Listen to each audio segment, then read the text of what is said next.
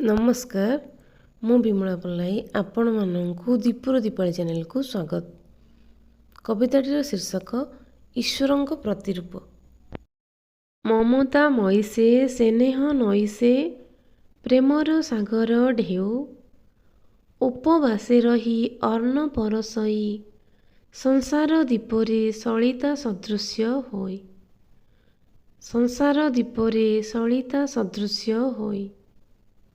नदीठू गभीर सागरठू बड़ अमाप स्नेहर धारा तापणते आमे बंधा होइथाउ जेमिति गोटिए माला। जेमिति गोटिए माला निज आखि लुह मनर कोहकू साइती रखई छातीरे संतानर लुह देखि पारे नाही पोछे पणत कानीरे।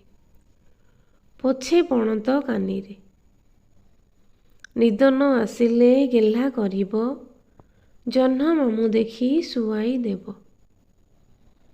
अबाटरे गले आकट करी छाई भली नीति जगी से थिब। छाई भली नीति जगी से थिब। संतान तापाई अमूल मूल नयन पितुला सुनार पसरा हीरा माणिक संबोधन करिब। अति आपणार स्नेह बोला स्वर ता स्नेह आगरे कबीर कविता फिका लागिब।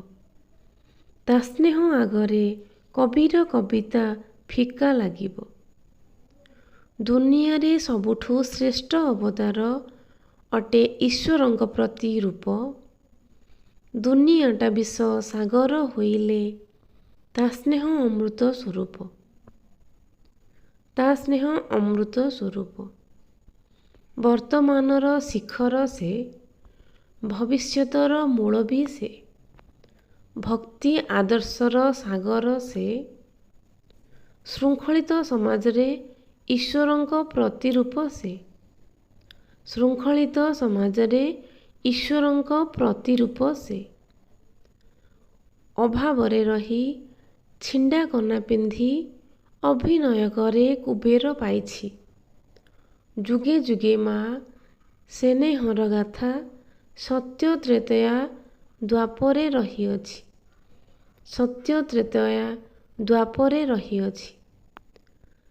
स्नेह देखाइबा आखि भी से पूरण करिबार हाथ भी से शब्दकोशरे शब्द सरी जाए सतरे ईश्वरंक प्रतिरूप ही से।